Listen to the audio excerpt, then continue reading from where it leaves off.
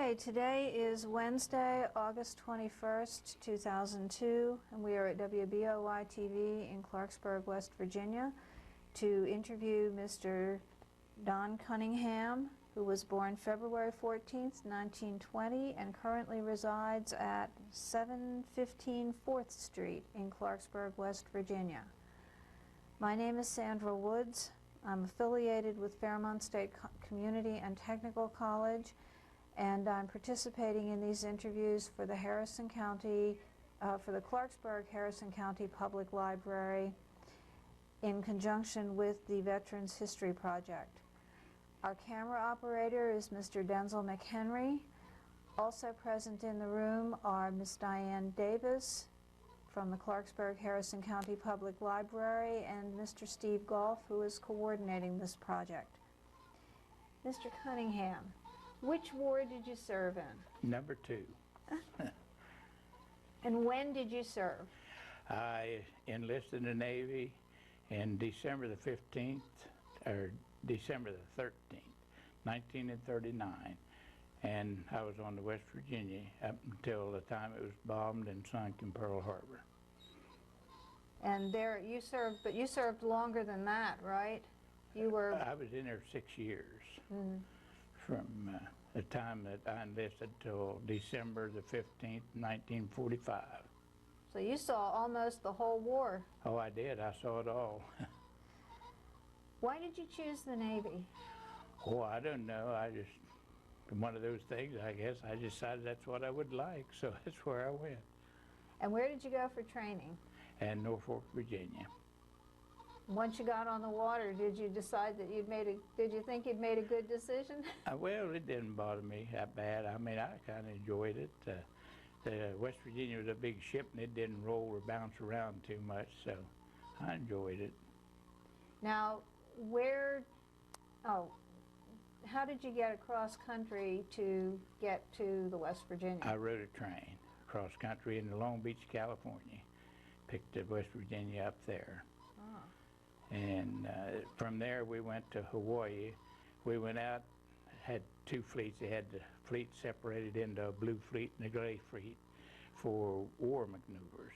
And we were supposed to go out and find the other fleet, which we did. So.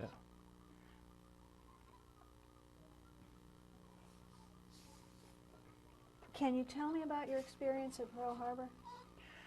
Well, it was on a Sunday morning, and everything was peaceful and calm and everything. And after we got our quarters all squared away, or ate our breakfast and everything, then I was just going to have a leisurely, lazy day, I guess, because it's Sunday and we had no battle practices or anything on a Sunday. So, directly, boy, everything broke loose. I heard a big thud, you know, and of course I didn't know what it was. And then they sounded the general alarm. So my battle station was in number 2 gun turret.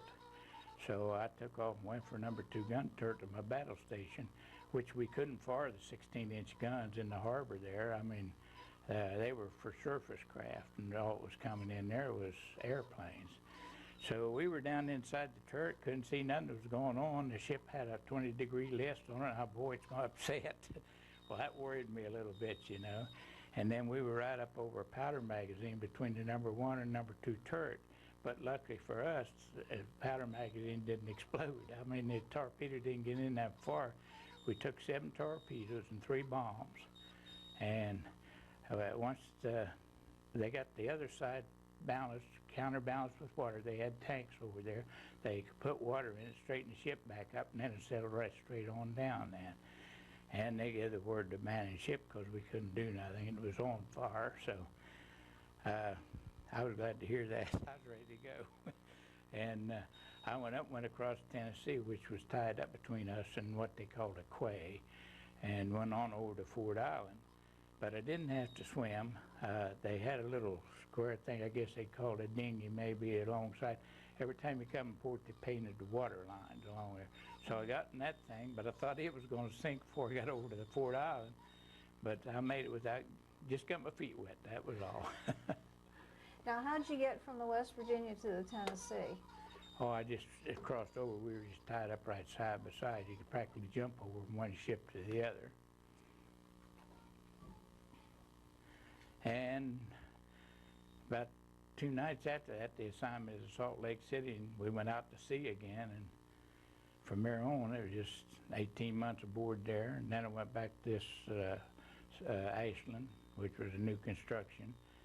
And then I was out to sea about another 18 months. Most of my service was spent at sea, out in the South Pacific. Now, the Salt Lakes, what kinds of ships were these? The Salt Lake City was a heavy cruiser, and the Ashland was a landing ship. We carried small boats with tanks and stuff in them out there to the islands and put them out. What we could do was submerge down and get about 4 foot of water on our dive, or I guess you'd call it a dock deck or something. Anyhow, they could float out of the ship. And then once we got those unloaded, we stayed out there and repaired the ones that got damaged till we got a load of damaged stuff to take back or do something else with them. And what was the highest rank you achieved? Gunner's mate first class. Now, were you doing gunner's mate work on Yes, the Ashlands too? Well, yes, that was my job. I was a gunner's mate in number 2 turret, which it was about 12 or 14, I forget. We was to keep the turret guns in operation and take care of the powder magazine. And aboard the Salt Lake City, I did the same thing. I was in a gun turret, took care of it, keep it operational. Then on the Salt Lake City, we had 20 millimeters, 40 millimeters, and 1 5-inch, and me and my crew kept them all in operation.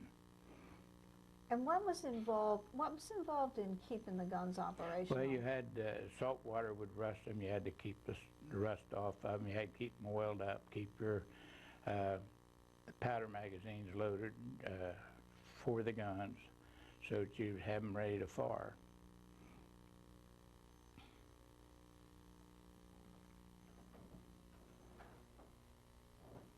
What battles were you a part of?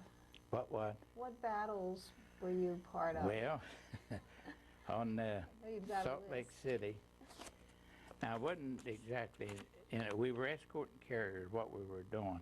We bombarded the Marshall Islands, okay, and we escorted the carriers in to bomb Marcus Island. And we bombarded Wake Island. And we escorted the carriers in to bomb Truck Island. And we got in one night battle off the Solomon Islands down there. We took 1 hit, but we did our job. We did what we were supposed to do. We kept the Japs from landing. That was our job, was keeping putting reinforcements in there. And they didn't get them in. We did our job. And we escorted the carriers that hauled Jimmy Doolittle in to bomb Japan. At that time, that was the Hornet and the Enterprise was the 2 carriers. We escorted those in. And evidently our submarines did a good job out there spotting enemy ships because we didn't see any. But we did run across a fishing boat, which they sank because they figured that they had a radio on them that they could notify that we were coming, you know. So, now that was on the Salt Lake City.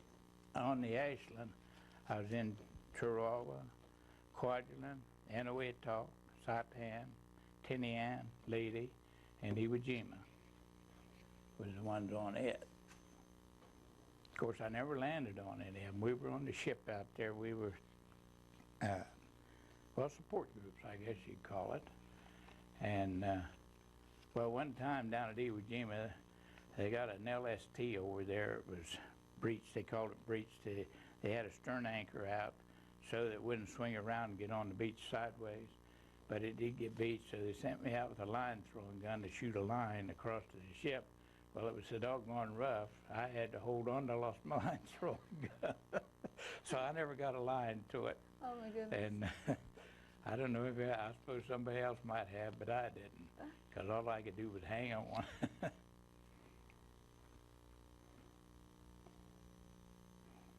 I understand you earned several medals or citations for your Well, service. we got each one of these operations I was telling you about, we got a battle star for them.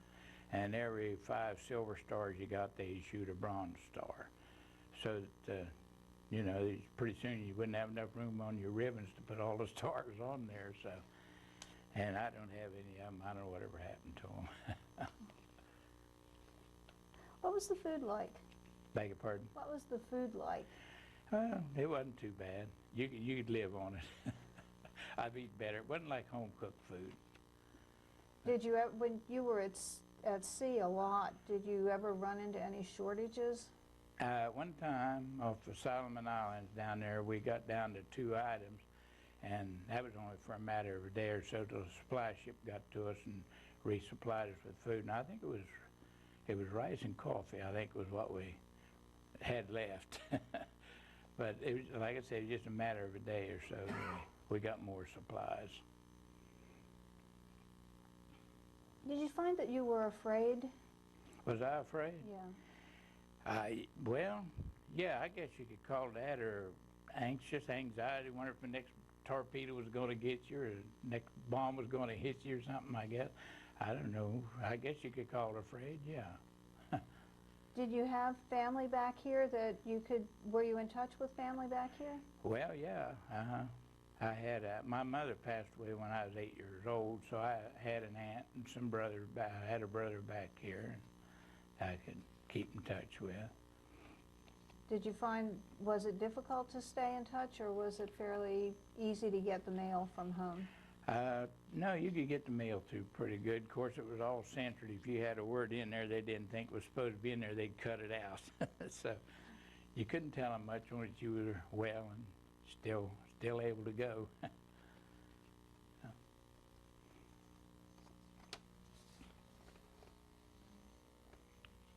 What did you do to entertain yourself? Well, on the West Virginia, we played cards, blackjack.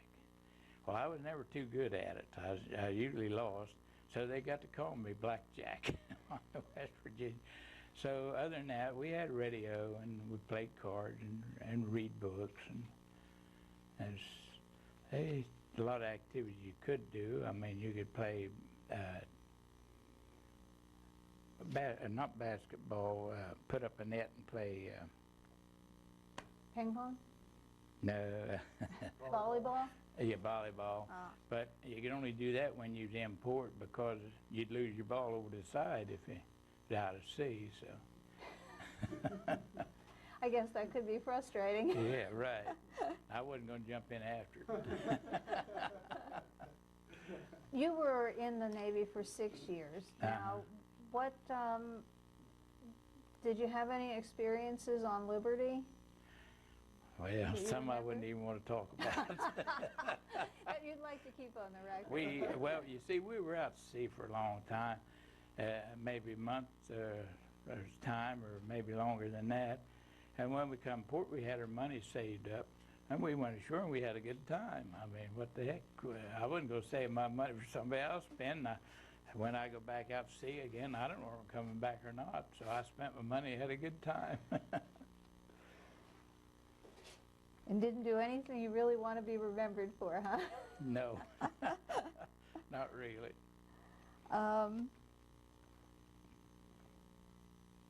Can you tell me about Washing Machine Charlie? Washing Machine Charlie, he was an airplane, a little, sort of like these Cessnas, little Piper Cub things. And when we were off Tinian and Saipan down there, he would fly over every night at midnight. And it sounded like an old Maytag washing machine is what it sounded like. Well, that'd get us up. We'd have to run out, and we'd have to put out a smoke screen so that he couldn't see where the ships was anchored and tied up, or they weren't tied up, they were anchored. And then he'd drop one bomb and he'd take off, and he'd come over every night, midnight, 12 o'clock. I suppose the thing more or less to keep y'all upset and edgy on nerves, I guess. So, you know, he'd have to get us out. And nobody ever tried to shoot him down? No, because they give you position away, you see, where your ship was located. Oh.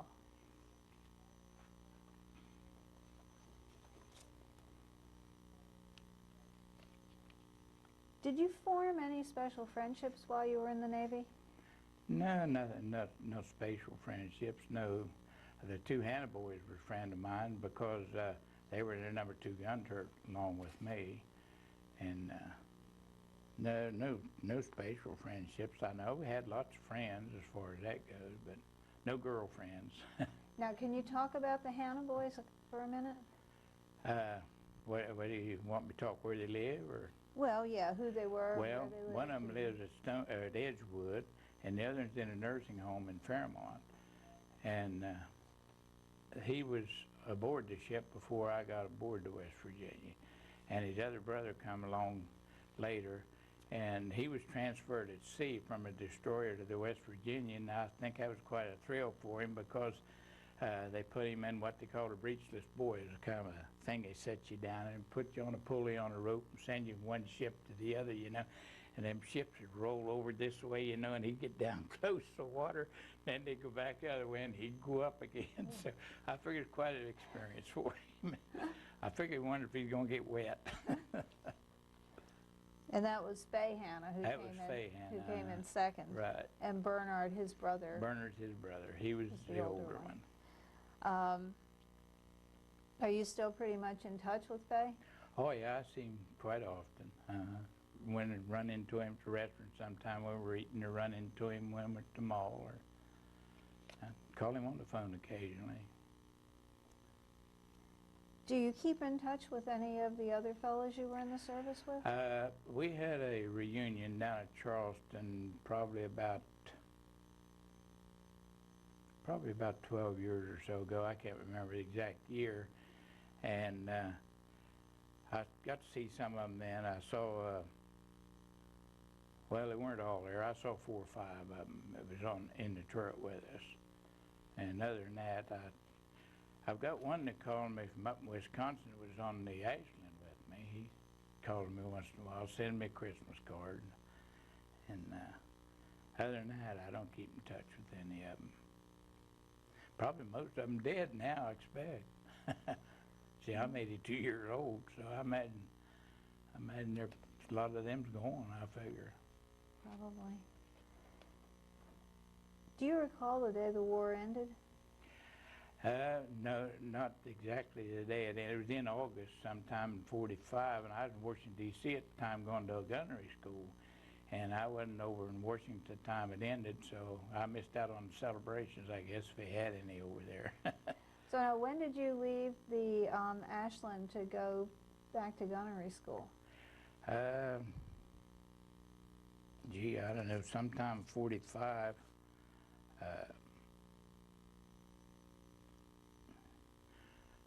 Probably in May sometime. I don't know for sure. I'm not good on remembering dates. Besides that, that was 60 years ago. That's, my memory isn't quite as good as it used to be. How long a tour of duty, or how long an enlistment period did you have when you enlisted? 6 years. That was the least amount of time I could sign up for. Oh.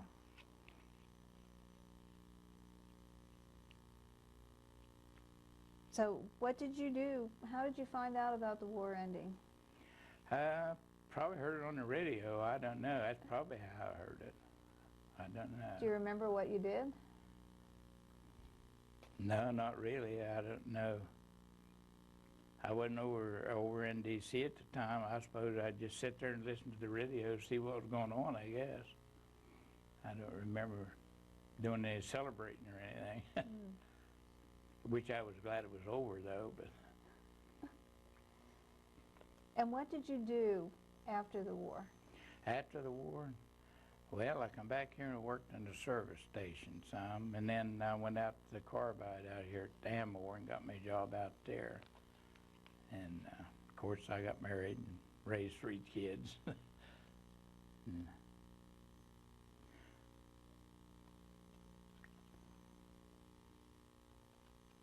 That's pretty much all I have in terms of questions for you. Do you have anything you would like to add to this? Anything where you'd want people to know about your service? No. Oh, you wanted to talk about going across the line, Well, didn't you? Yes. That shellback is a pretty rough initiation. They don't hurt, they don't kill you, in other words. They don't cripple you, but they're rough. Well, can you back up and talk about what that is? Okay, until you cross the equator, you're a pollywog. And when you get across the equator, then they set up these big rigs to initiate you. And one of the things they had was Master-at-Arms sitting up on a platform up there, and they had 3 steps up to it. They had brass plates on it, and they had 6-volt batteries hooked up to them brass plates. Well, when I stepped on them, of course, I got shocked and I backed off. So the guy up there with one of these forks, like old King Neptune, fortunately, he was going to help me up, so he handed me down the fork. That daggone thing was charged too. So I hurried my way right on up there. I didn't hesitate. I hurried right on up. And then they got you up there and they put you in a chair that they call a dentist seat. Well, they tell you to open your mouth, and they had some kind of goop mixed up there. I don't know what it was. It didn't taste very good. They jabbed that in there with a paintbrush, and about that time they dumped you over backwards into a pool of water they got rigged up there. And then they keep ducking you under till you holler shell back. And then when you holler shell back, you climb up out of the tank, and they got a big long canvas tunnel, just big enough so you can crawl through. And it's filled with slop from the table from the meals the day before. Here you go sliding, slipping through that thing. You know, when you get out the other end, here they are with paddles to warp to you when you get out of there. Well, then you're a shellback if you survive. Well, now you participated in it from that end. Did you also participate in it in initiating other guys? No, we were across at different times, but during the war, and they didn't have the initiation then. And this one here, there was no initiation at the 180th meridian. That's just a card they give you showing that you've been across the 180th meridian and call it the Far East. I was over as far as the Philippines, well, South China Sea really. And that's where we run into all the kamikaze planes really down there was off the Philippines, down there when they invaded the Philippines. And them doggone things, I tell you, the only way you could stop them is blow them up, because it seemed like they could set their controls or something and head for a ship. And by golly, if you didn't blow them up, they'd hit that ship. I don't know how they did it, but they sure had a way of doing it. And that's the only way you could stop. And then down there, of course, you had suicide boats. You had to watch alongside the ship, and suicide swimmers, and had to watch for all that stuff down in there. Well, now, when the kamikazes came out, did they just come singly, or were there whole units of them? Usually there's just one comes out by itself. It's more or less a Zero fighter plane is what it was. And they had those people believing if they come out there and crashed their plane into a ship, they had an automatic ticket into heaven. I mean, that's what they had them believe. They had them brainwashed. And I think they might have been half crocked on sake too. I don't know. So, I don't know. Now, what else can I tell you? What else? Oh, anything you'd like. Well, I don't know what. That's about it. I mean, of course, we had probably submarines too, but we had destroyers out there looking for the submarines, and they took care of them pretty well. I mean, we never got any torpedoes except in the West Virginia. Now, I got a picture here of the damage done to the West Virginia when the torpedoes hit it in Pearl Harbor.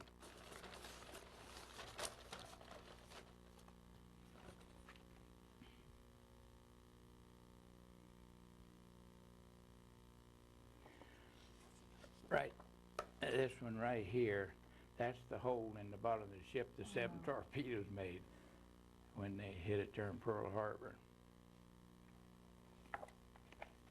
And where were you on the ship when the attack came? I was down in my quarters, 2nd Division, they called 2nd Division, and that was right near the number 2 gun turret.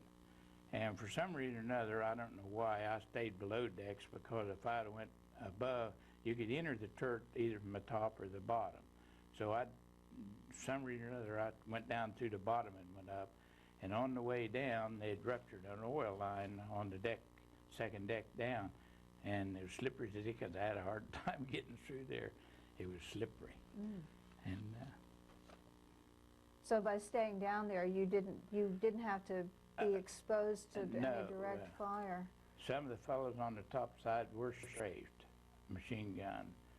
And we lost Summers. I never did know definitely how many men we lost, but Summers between 180 and 200 men. The best I could find out. I don't know. Never knew definitely. Below deck, where you were when it started, did you know anything was happening until people started Not that they running sounded the about general on deck? alarm. I heard the thud, you know, but I didn't know what it was. I mean, I suppose I didn't realize, but I suppose it must have jarred the ship some too. I didn't know what exploded. When they sounded the general alarm, then we took off and went for a gun battle station, they called them. And like I say, we couldn't fire in the harbor there. The 16-inch guns, they shot at shell weight a ton, so we couldn't fire them in there. Right, because you were shooting flat and Yeah, you well, needed we to- could shoot them in the air, but there's land around us. I mean, wouldn't know what we're shooting at. We couldn't shoot an airplane with it. And that evening, they come back in. Of course, our communications was all knocked out and everything. 3 of our planes come in, I don't know, off the carrier come in, and we shot 2 of those down before we realized they were our own planes. Directly somebody come running back through hollering, ceasefire, ceasefire, and we quit, but we found out we'd shot 2 down, which, as far as I know, the pilots escaped and got out all right. That's good. The first thing I saw when I got up on the top side of the ship, when they said abandoned ship, I looked right ahead of our ship. There was the Oklahoma turned upside down, where I thought, by golly, it was going to happen to us when that thing was sitting like that, you know. I thought, boy, we're going to upset, but we didn't. They got it counter flooded and settled straight down. Wow. I tried to get back aboard, but I didn't make it. When they raised it, I tried to get back on it, but I didn't make it.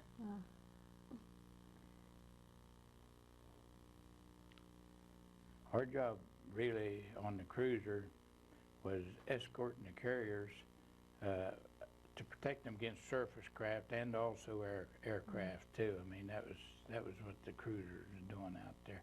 And of course we had destroyers out there also looking for submarines, and we didn't have any devices on the ship that would pick up a submarine. Right, you were mostly looking at air, and the destroyers were looking right. under. Looking under. Then we were trying to take care of, which I guess we did all right. So they made it through all right. Now, was the last ship you were on? It was a landing ship. We called it a landing ship dock. Right, but it also did that same sort of protective work for Aircraft. For aircraft. For aircraft only. Just for the aircraft. Yeah, that's the only. We had 40s, 20s, and a 5-inch, and they were all aircraft guns. Oh. Well, submarines. I guess you could shoot a submarine if he surfaced if you wanted to. Never got a chance to, though. No. Down there, when we bombarded the Marshall Islands, and we talked in Kwajalein, when we was bombarding there, we sitting out there, and Japanese sub come up beside his periscope, come up, and I don't know who left the quickest, us or him, but we both come out of there. I don't know who went first, but we both left. I guess he didn't know we were there. Evidently not.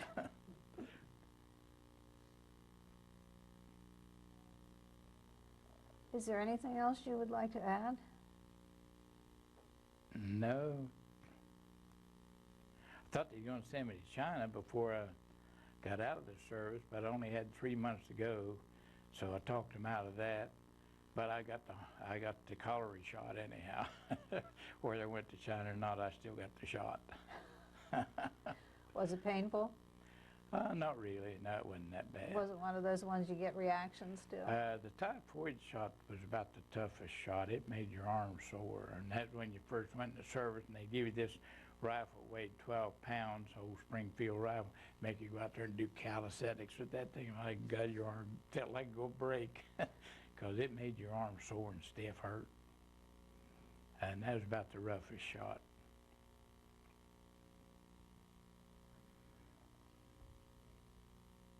Well, thank you very much for agreeing to be You're welcome. interviewed. You're It's welcome. been a pleasure listening to you. I kind of dreaded this in a way because I didn't know. I'm not the type of person like to get up in front of cameras and stuff. So I kind of dreaded it in a way, but now it's over. I don't mind. And it wasn't that bad, right? No, it wasn't that bad, really.